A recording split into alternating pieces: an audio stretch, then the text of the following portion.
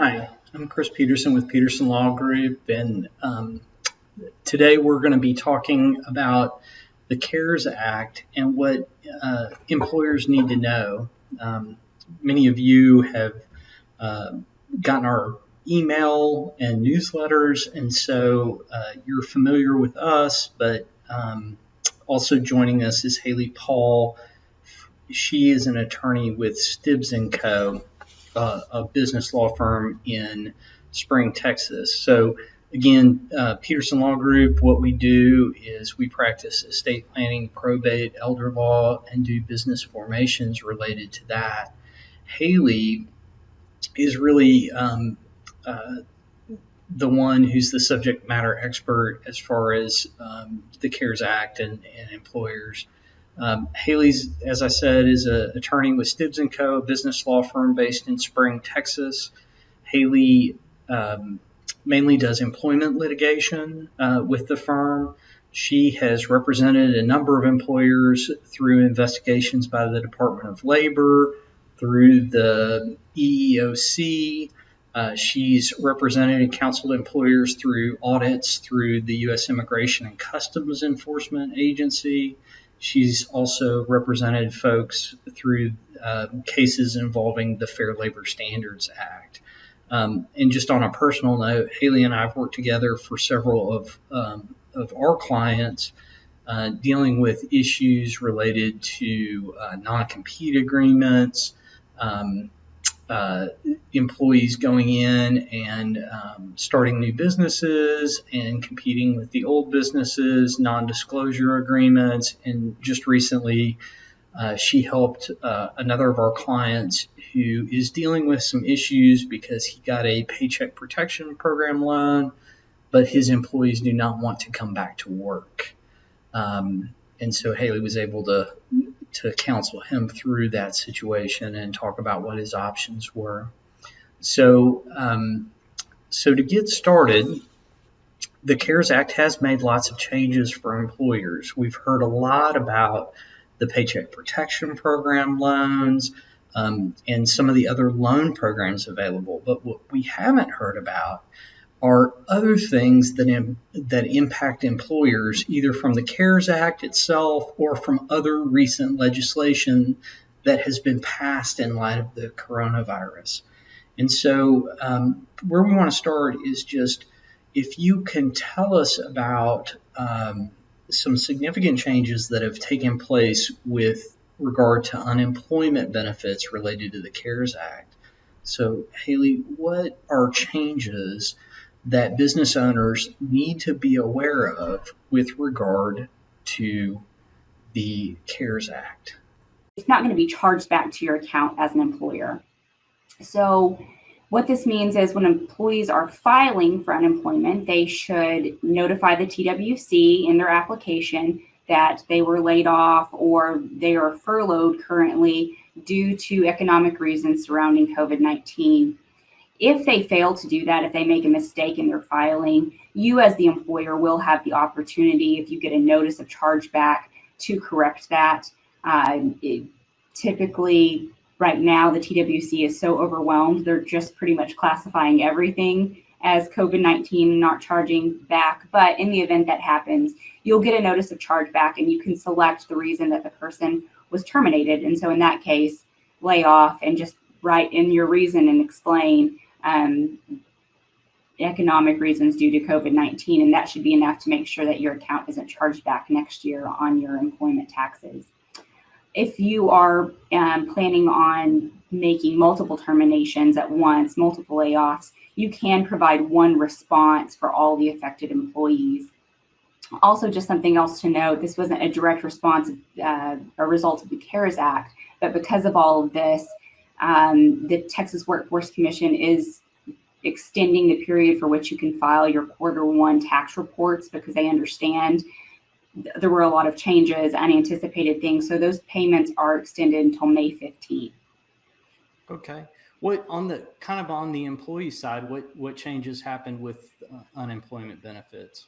So on the employee side, what the CARES Act did was it expanded the types of employees, or not even generally considered employees, just people who are typically ineligible for unemployment, namely independent contractors, they are now eligible for unemployment under the CARES Act.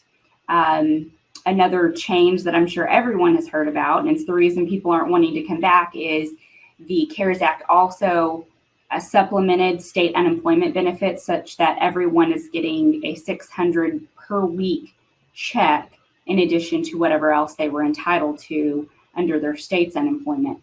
Now, that is scheduled to end on July 25th, 2020.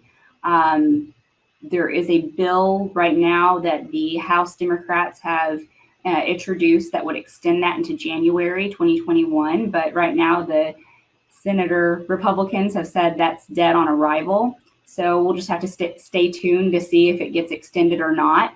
But right now, that's anticipated to end on July 25th, 2020. The other thing that the CARES Act did, part of it was the Pandemic Emergency Unemployment Compensation Program. That's a mouthful. And what it did was it extended the time which individuals can receive unemployment benefits from 26 weeks to 39 weeks. So that's an additional 13 weeks than they typically would get. That can be retroactive, so it can go all the way back to January 27th, 2020. And it's going to extend through December 31st, 2020.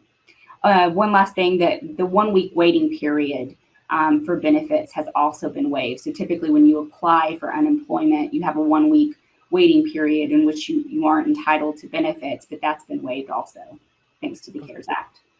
Okay. Well, one of the things, I should have mentioned this at the outset, and I apologize for not doing that. There is a chat feature on the side, and if anybody has any questions, they can put it into the chat, and we will circle back towards the end and try to get through as many of those questions as we can. But there are a lot of changes to a lot of having to do with a lot of different acts and kind of a lot of different aspects of the employer-employee relationship. So another act that was passed recently was the Families First Coronavirus Response Act, the FFCRA. It made changes to sick leave and also to family medical leave for employees. So what types of businesses are following under this Families First Act? So it's a little bit different than what we are used to with other employment laws. This applies to all private employers with fewer than 500 employees. It also applies to some public employers as well. There is an exemption. It's a very limited exemption. It's only for part of the act for businesses with fewer than 50 employees. And that's if they can show that it would jeopardize the viability of the business going forward. But again, that's pretty limited on how you can use that. And it's only really for one type of leave. When we usually talk about kind of employment statutes or employer-related statutes, how do the requirements compare to what we usually are dealing with businesses?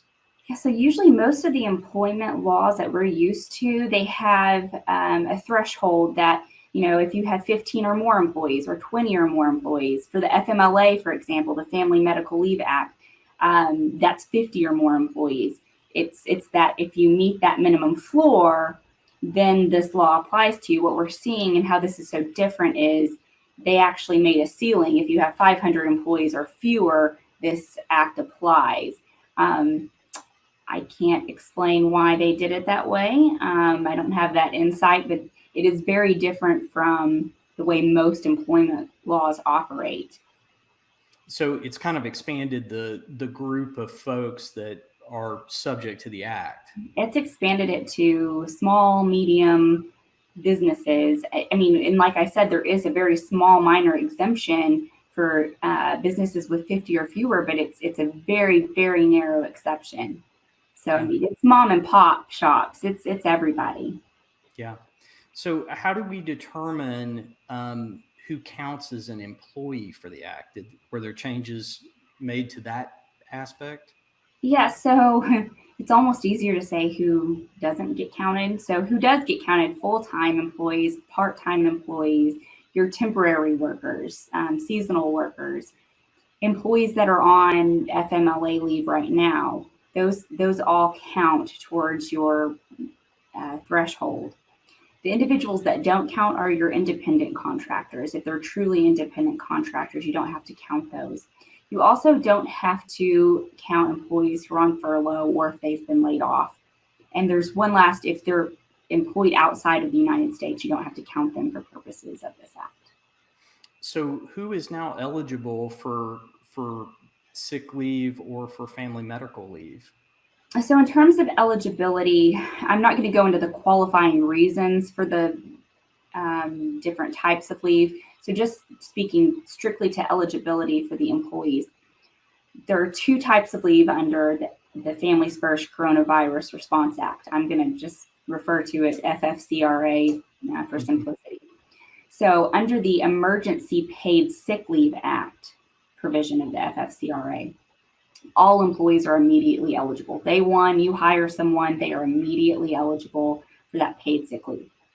For the expanded FMLA, and I wish they would have called it something else because it's creating a lot of confusion, but it is what it is. For the expanded FMLA, an employee is eligible after they've been employed for 30 days.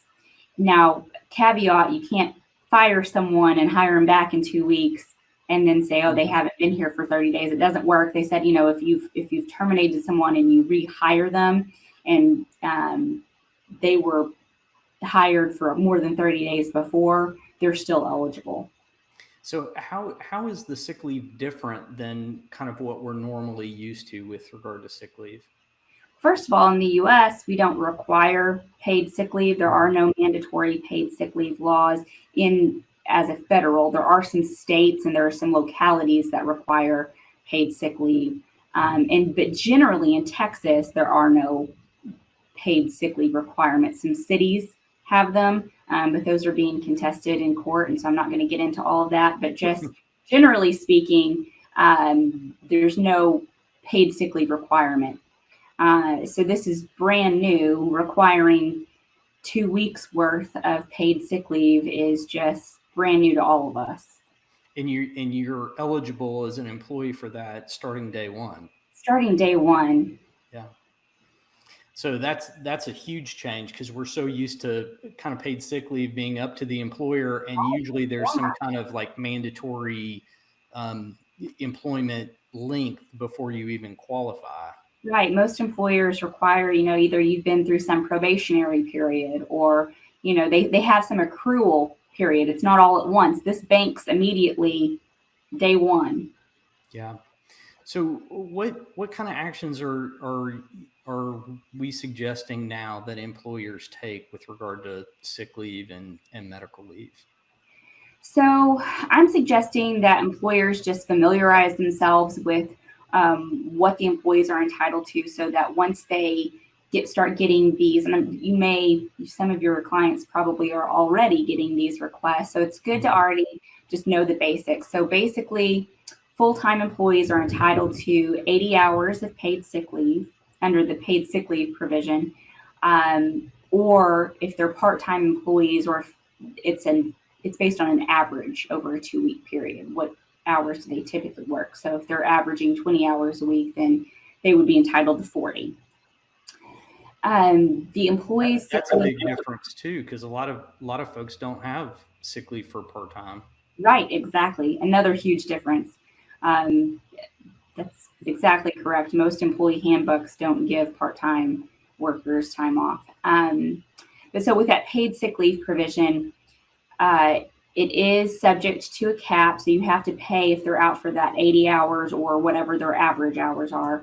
If they are on leave for their own medical reason, so if they're being treated for COVID-19, or if they have tested positive already and have been told to quarantine, for example, they are entitled to 100% of their regular rate of pay.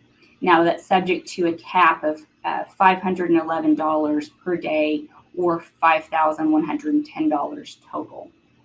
If the leave is for some other reason. So there were other reasons under the act, things like you don't have childcare, or you are subject to a local quarantine order. There were other reasons, and if it's not specific to your health condition, then those are paid at 2/3 the regular rate of pay. And that's subject to a $200 cap per day. Now, can you get out of some of these provisions if you have the ability to let them, work from home, do Zoom meetings, those sorts of things? Yeah, so if they are able to telework, then most of the time they're not going to be entitled to the leave. The difference would be if they're on a ventilator for COVID-19, then truly, even if you have the work for them and their job is set up for telework, then in that case, they still wouldn't be able to telework and would be entitled to the leave.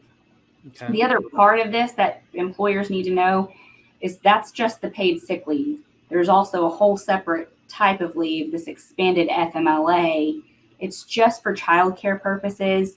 And we can talk more about that if you'd like, but there's two things here. So right now I've just been talking about the paid sick leave provision. Yeah. So why don't you tell us a little bit about this expanded family medical leave? Because I think some of us have kind of been asked over the years about things like leave for pregnancy or, post-delivery, those kinds of things. But how has that really changed with this expanded FMLA? So first of all, it's expanded who it applies to. So the Department of Labor has been very clear, even if you weren't covered by regular FMLA, if you have 500 or fewer employees, you are covered by this expanded form of FMLA. This is the part where there is an exemption for small businesses where it would it would jeopardize the viability of the company. So keep these separate because there's going to be some overlap where there's going to be employers that if they had 50 or more, they're going to have to be thinking about the regular FMLA and they're going to have to be thinking about this FMLA. If you have 49 or fewer employees, you still have to consider this FMLA if you don't qualify for an exemption. Yeah, so, I think that's a key point because a lot of our small businesses are really used to giving the answer when somebody asks about family medical leave. It's like, well, we only have 30 employees, so it's under that 50 kind of floor that you have to have, right. And so I'm not subject to it. But now the expanded one is not subject to that floor. Yeah, and this goes all the way through the end of the year. Now, good news is you don't have to, they can't double up. They can't do both. They're going to have to choose, if you take your 12 weeks on maternity leave, you can't later in the year take the 12 weeks under the expanded FMLA and vice versa. But yeah, so there's some overlap here and it gets kind of complicated and frustrating, understandably so for employers. Now, this expanded FMLA is just for employees who are unable to work due to the unavailability of childcare. Okay. So very specific. It's not all of those things that I listed earlier. It's pretty narrow on what they can take that for. Are you seeing a lot of those because of the issues related to schools being closed, a lot of daycares being closed, those sorts of things? We were early on. I'm not seeing it as much now because you pay 2/3 of the employee's regular rate. And so people are missing that other third of their paycheck. So people are starting to come back, realizing maybe I can find childcare after all.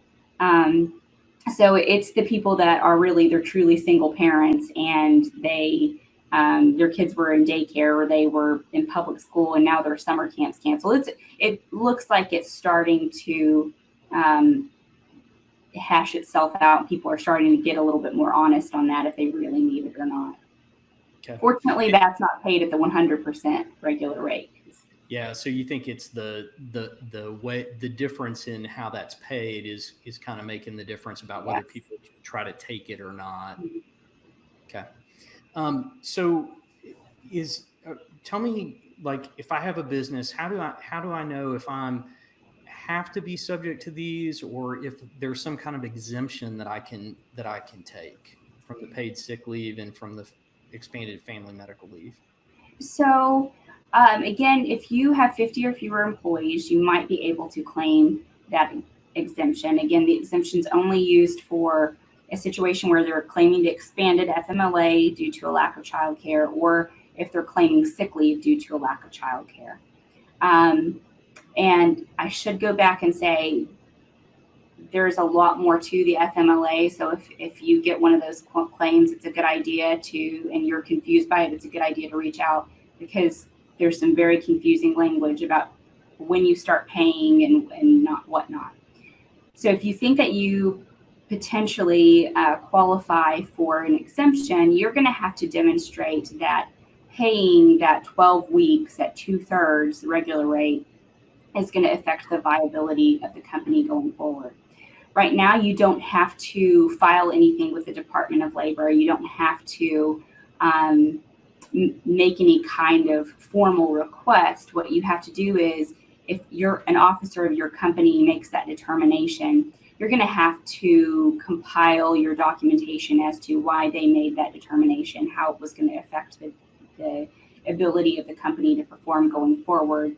And you're going to need to keep that documentation on file in the event that you were ever questioned. If the employee tried to, make a claim, a wage claim, that would be your defense. So, I mean, what do you think that's going to look like for employers? Like, what do you think that they're going to have to kind of document? What type of documentation? Anything that would show the employer's expenses, that the expenses are exceeding the revenue at the time.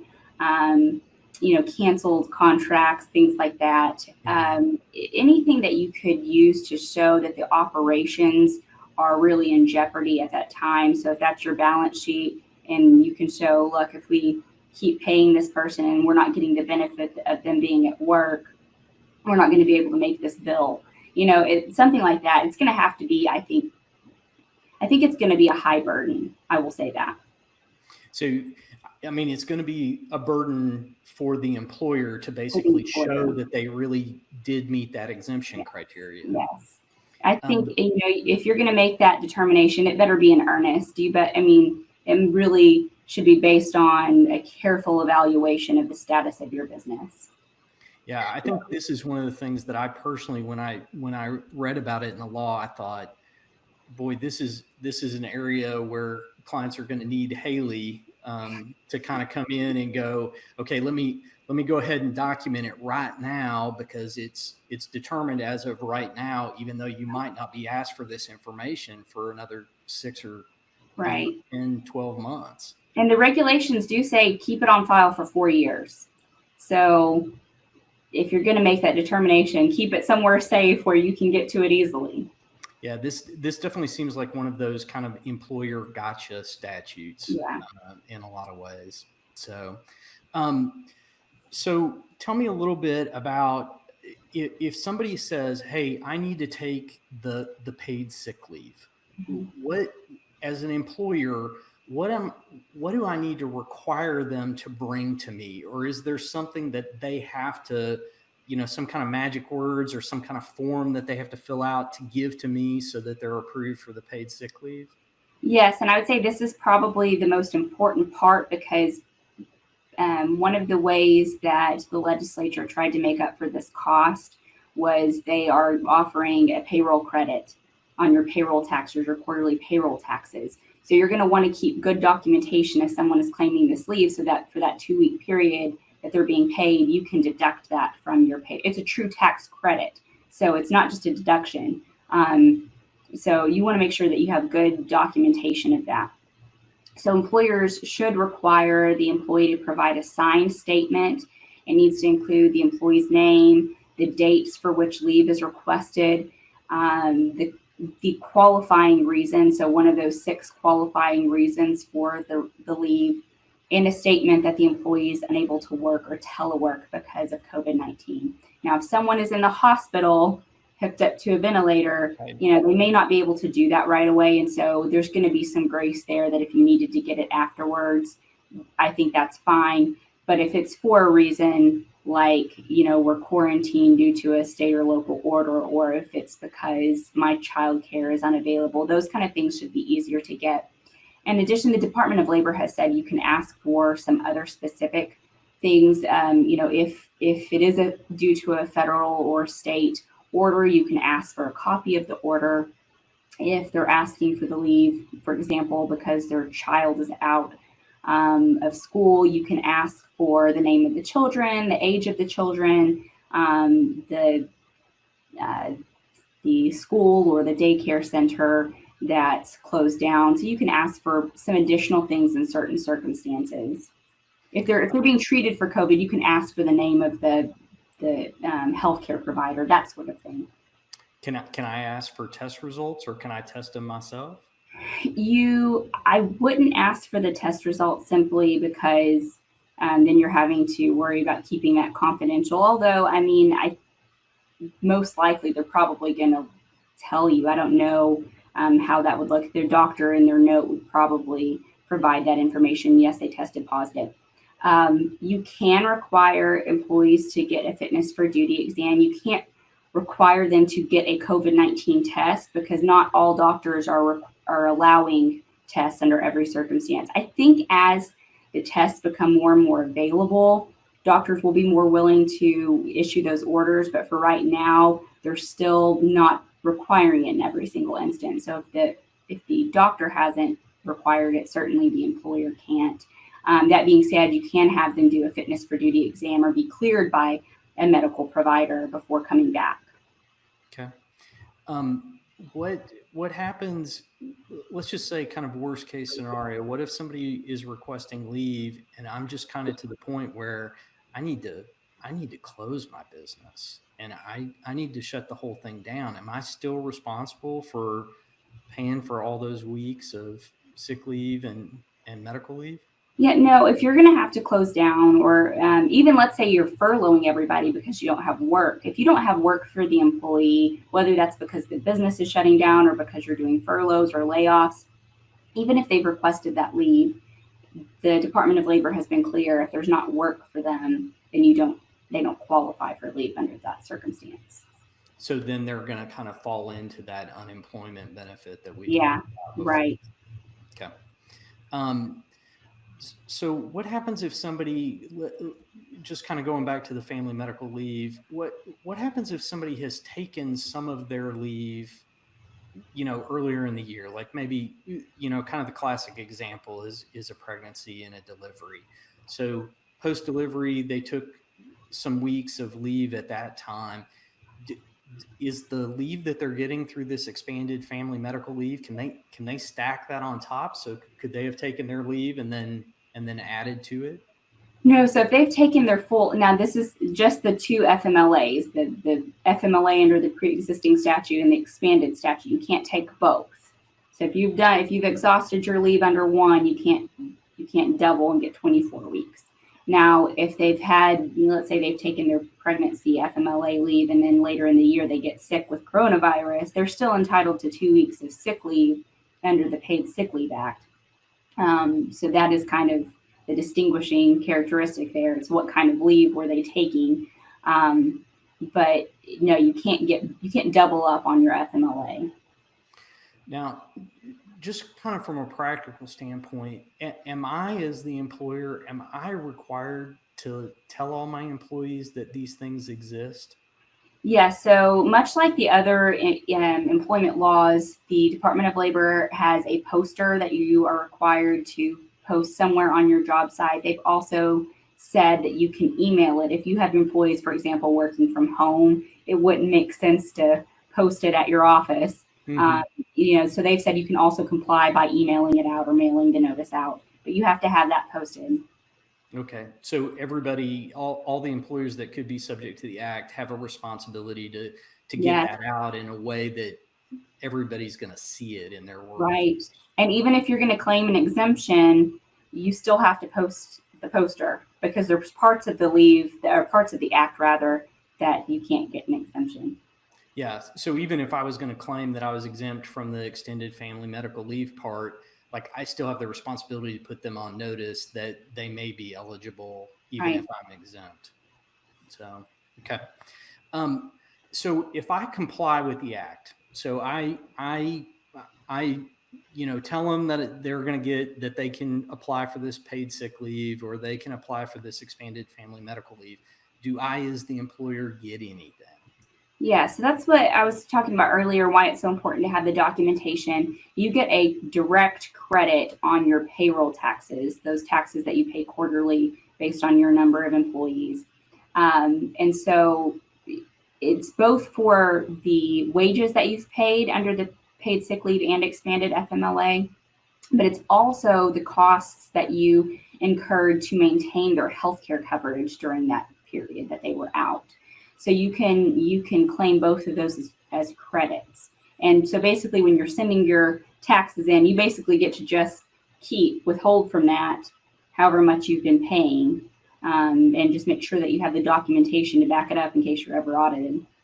Okay. I know we didn't talk about this before, but I mean, what do you think? What do you think audits are going to look like in this area? I mean, do you think they're going to really kind of be pretty strict about what kind of things you're doing? I have a suspicion they are going to be overwhelmed. I mean, at some point, maybe not right now, maybe not today, but as people are going back out and working, I mean, this goes through the end of the year. So I suspect the TWC is already overwhelmed by unemployment claims. So I think, and the Department of Labor likewise, right now everybody's underwater. So how strict are they going to be when they're looking at your payroll taxes? It's hard to say. I think that if you've done your due diligence of making sure that the employees have a signed statement and you've really kept track of, okay, these were the weeks, this was the time period for which they were being paid for, they're out on leave and they're being paid. If you have good documentation of that, I don't think they're going to require too much more. Yeah. I mean, unlike the exemption, if you're claiming the exemption, I think it's going to be pretty strict. Yeah. I mean, that's kind of what I thought too, was that it looked like the exemption was going to be kind of the key element, and that you have to have that papered really well at the outset. And that being said, don't abuse the system, because I think if they said, look, this person is claiming multiple credits quarter after quarter this year, I mean, that might trigger something. But I think if it's being used and based on the number of employees that you have, if it doesn't kind of register as this looks fraudulent, I think it's unlikely we're going to see a whole lot of audits. Okay. So if I send out the notice, I do the things that I'm supposed to do about paying sick leave, I'm taking my credits, that's one scenario. What if I just say, hey, I'm not doing any of this stuff? I can't afford the sick leave, so I'm not going to pay it. I think the family medical leave is ridiculous, and so I'm not gonna do that. What happens if I don't comply? So employers are subject to penalties under the FLSA. They're allowing this to be an FLSA action because FLSA controls wage and hour. And I will tell you what FLSA is.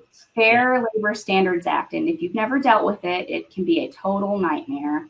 Employers can be liable for not only the unpaid wages, but an equal amount of liquidated damages. So basically double damages, whatever the unpaid wages, you're going to pay twice. You're going to pay the attorney's fees and you're going to pay court costs. The FLSA, Fair Labor Standards Act, is just a nightmare for employers. So I would recommend not just disregarding this. Same penalties for the expanded FMLA. It's the same penalties as if you were to avoid the regular FMLA. So there are penalties for that as well. Yeah. I think as we're kind of moving into, these new orders that the various governors are talking about with reopening the economy and kind of what we've seen in Texas, I think there's a lot of issues that are kind of coming up now that people are just trying to think through. One of them is, if I'm gonna reopen for business, what do I need to be concerned about as far as like how much disinfecting do I need to do? Like, what's my cleanliness factor? How do I go about doing it? Do I need to bring in an outside company to do it? Those kinds of things. Can you speak to that a little bit? So OSHA and the CDC have both given guidelines for employers on what you can be doing. In addition, the EEOC have published their own guidelines on what's acceptable, what you can do. Currently, employers may ask employees who are feeling ill or sick if they have symptoms of COVID-19. I think it's wise to have a list if you have an HR person or if you have someone that kind of performs that function at your office, to have a list there. So if someone calls in and says, I'm experiencing this, this, and this, even if they don't use the words COVID-19, that you can recognize, okay, this could be an issue. Employees exhibiting symptoms of the virus can be excluded from the workplace. So in fact, both the CDC and OSHA recommend that you immediately quarantine them off and ask them to go home or go to get treatment. You can also check for fevers, check temperatures at the door. They're allowing the EEOC generally frowns upon that, but during times of pandemic, they have lifted those restrictions on when you can do that. So if you, as an employer, want to check temperatures, just make sure you're performing it consistently. Don't do it in a discriminatory manner. It's got to be everybody. Be consistent with it. You also have to really be considerate of privacy issues. So if you have someone that tests positive for COVID-19 or reports that they're experiencing COVID-19 symptoms, or if they have a high fever and you're sending them home, you can't disclose that to other employees.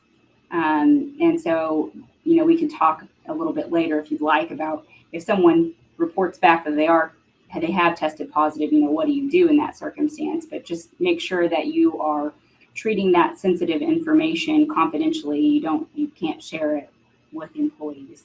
So what we're talking about is if you decide to take everybody's temperature using one of those kind of thermal thermometers that we've seen lately outside some businesses. I know we were went to pick up some Mexican food the other day, and they scanned people that were coming in to physically retrieve it. So if you take that kind of information and you're keeping track of it in a log, not put it in an email and send it to the whole company that, hey, so-and-so went home with 103-degree fever. Yeah. And, truly employers don't mean anything bad by that. They're trying to protect other employees and let them know. And it's just, you can't forget about other laws right now. And that would be a major privacy violation. So you got to balance that. Yeah. I think, sometimes when we're talking about these things, we want to inform our other employees so that they can protect themselves, but we don't think about the potential HIPAA or other types of personnel record laws that we have that are going to be impacted by it. And so it's like we, in an effort to protect all the employees, we end up kind of trampling on the rights of the one and get us into a liability situation. What about, let's say that we have an employee who, I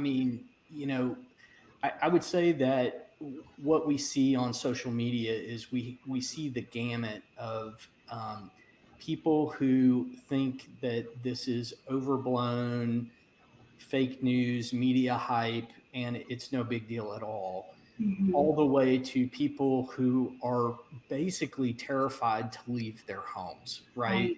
And think that this is,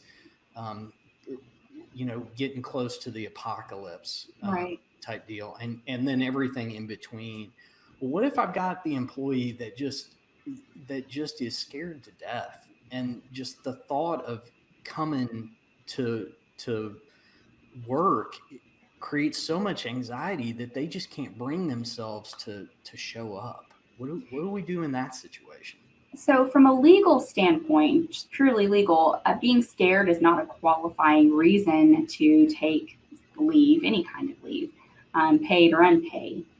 However, that being said, from a personnel management, you want to have a safe working environment. And if they have good reason not to feel safe, that could potentially be an OSHA issue. And OSHA has specifically said if you're making an unsafe work environment for your employees, then they can refuse not to come in.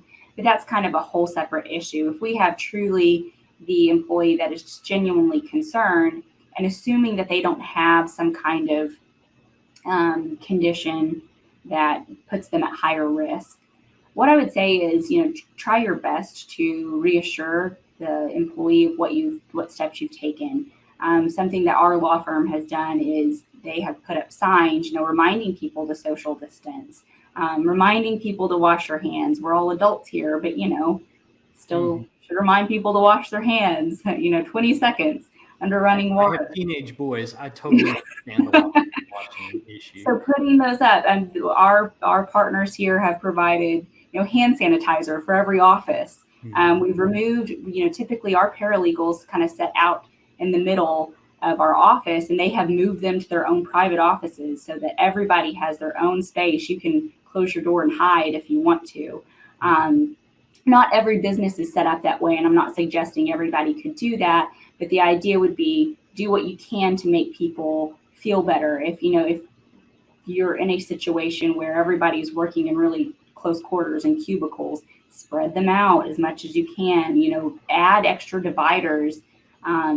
They are making like plexiglass dividers that you can bring into pretty much any situation. And so taking some of those kind of steps and let them know that you've looked at OSHA's guidelines and you've identified the risk level for your company. And we're low risk. So what OSHA is recommending is we do this, and this.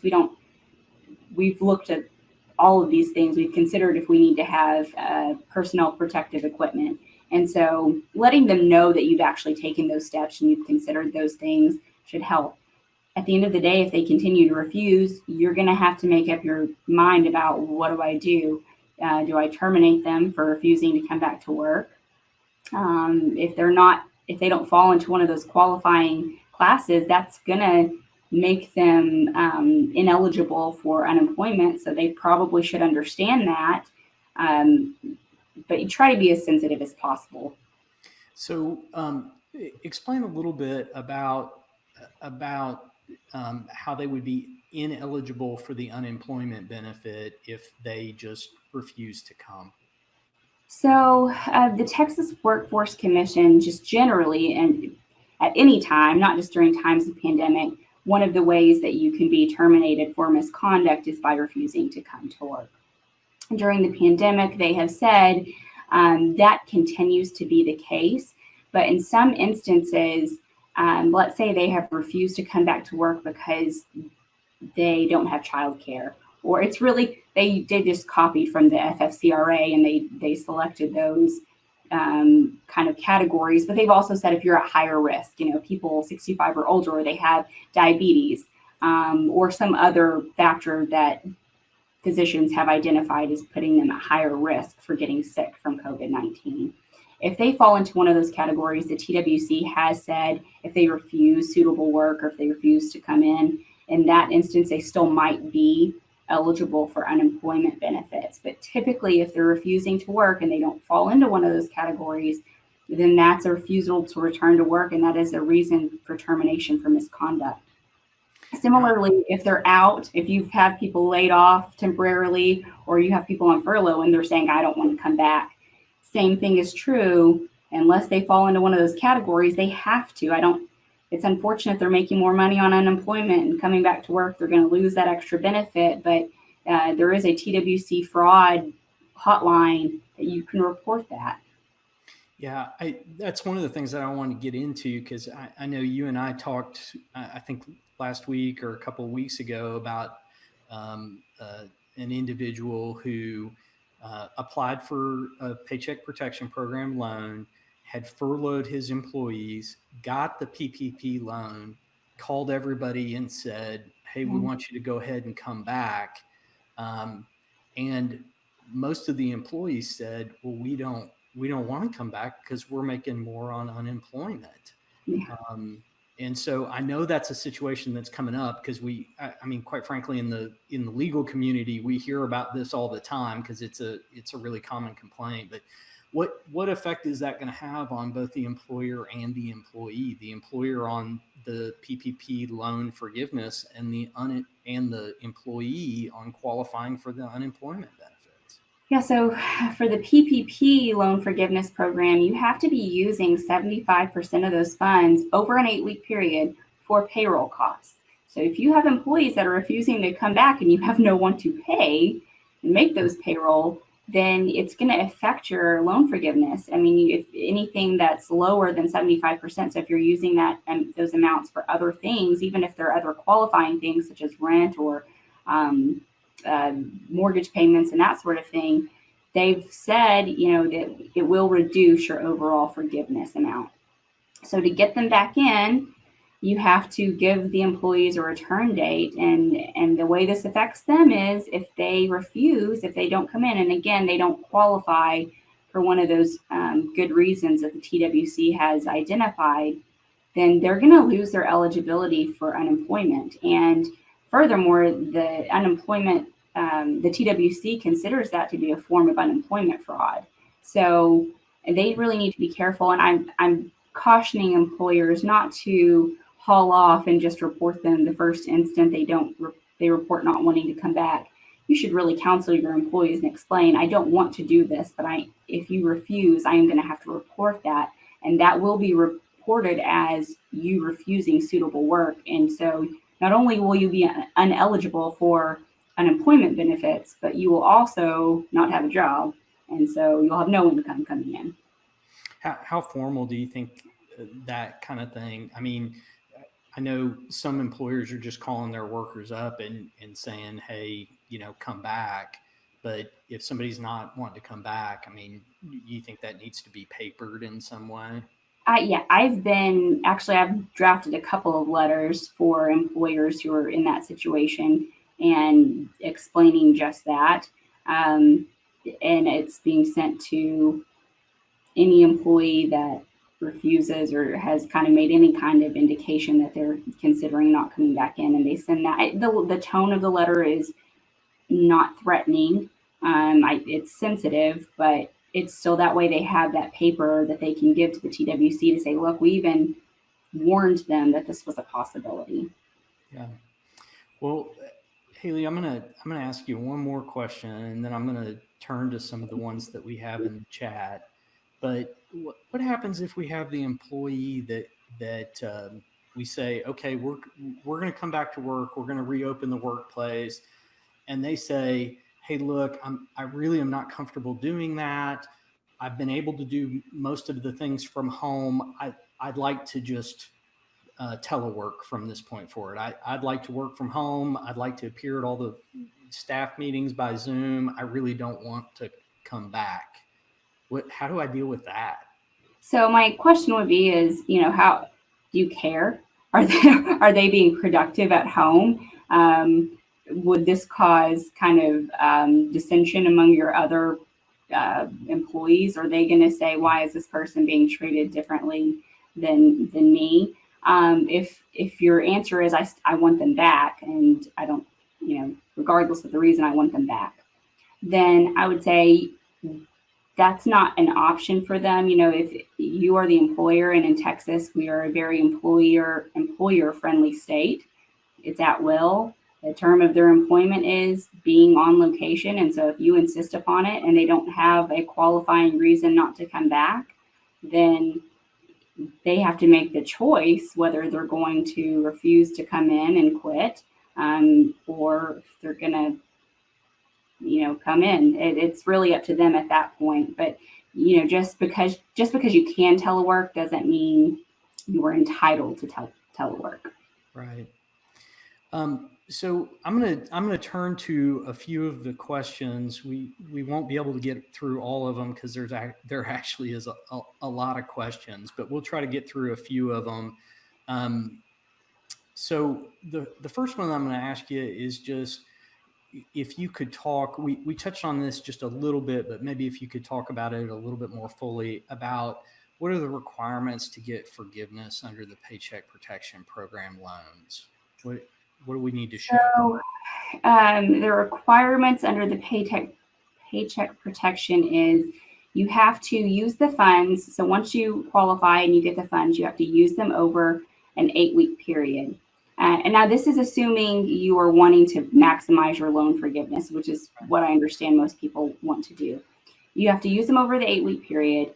You have to, 75% must go towards payroll costs. The other 25 can go to other qualifying expenses. Pretty limited. It's utilities, rent, mortgage payments. And so you can use up to 25% for that. You could use the whole 100% towards payroll, and that would be fine. You also have to maintain the level of both the salary level and the number of full-time employees that you had going in.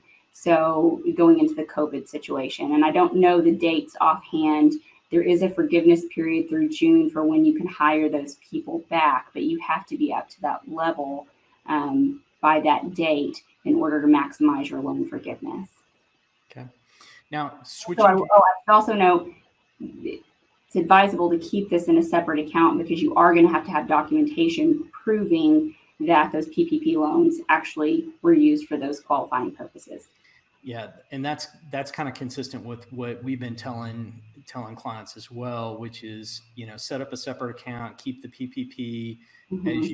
As you have those qualifying expenses, then move the money, to cover those qualifying expenses. So, so let's go back to the paid sick leave. There's a couple of questions about that that I want to hit on.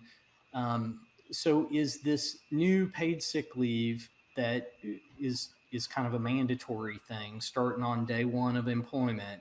Is that for any illness, or is it just for illnesses related to the COVID? Well, this is going to be a fun lawyer answer. Kind of, just for COVID, kind of. Yeah. And that right there is the problem, right? If someone is having COVID-like symptoms and is being treated for COVID-like symptoms, and it turns out not to be COVID, they could still get that FFCRA leave.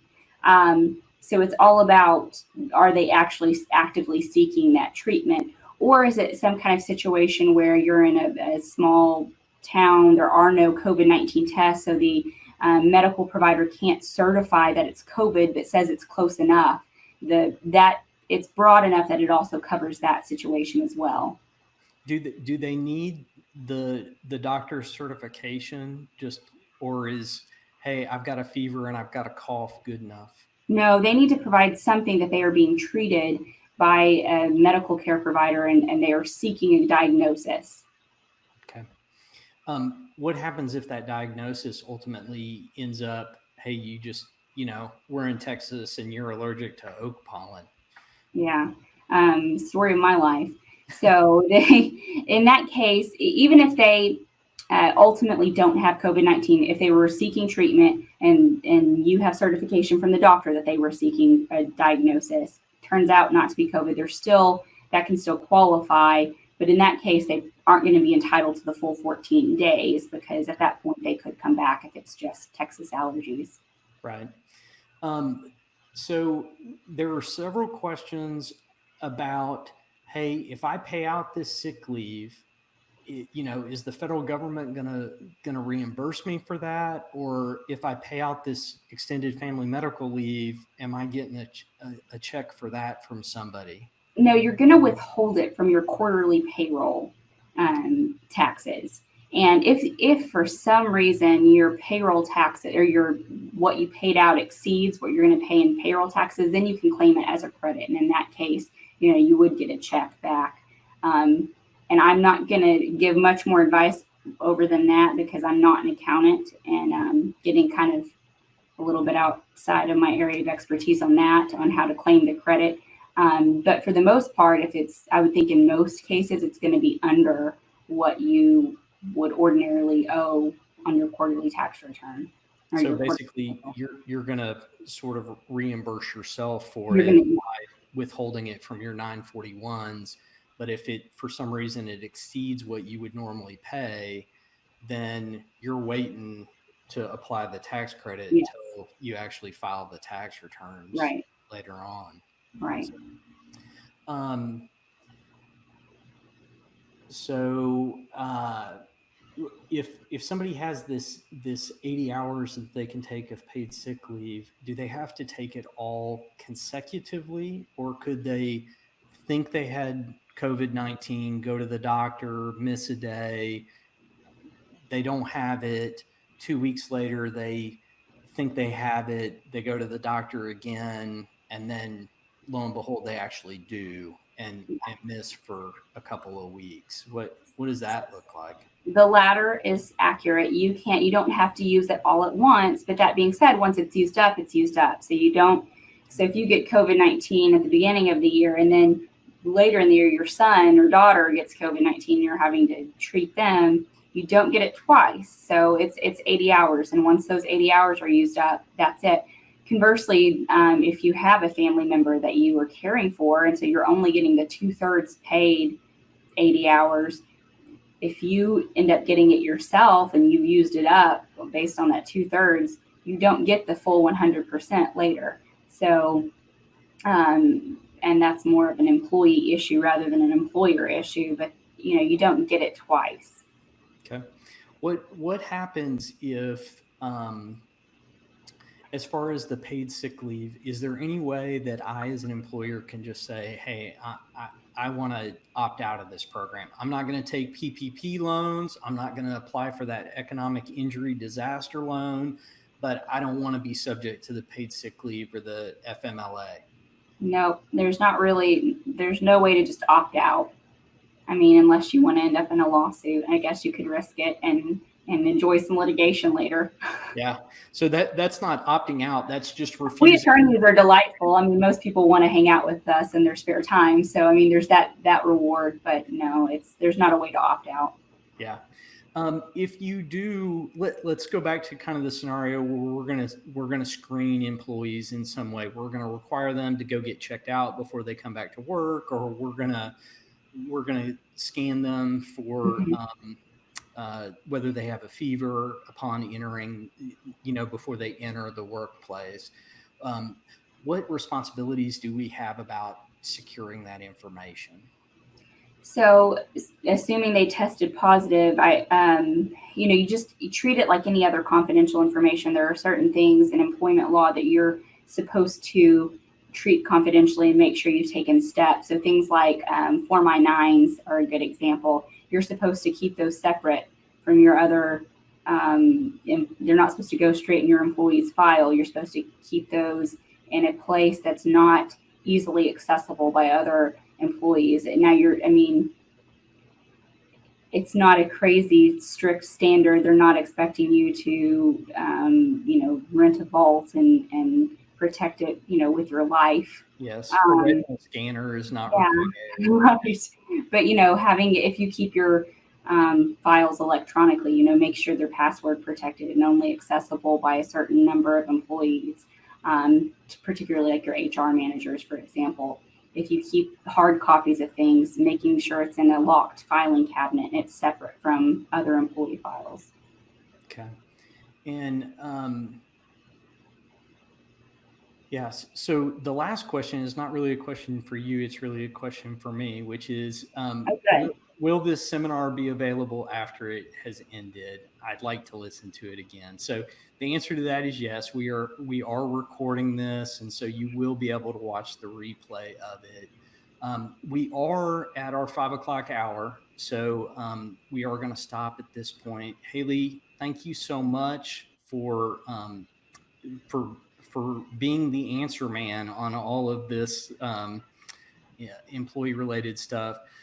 For everybody who has signed up, we'll be sending out an email with the replay if you would like to watch it.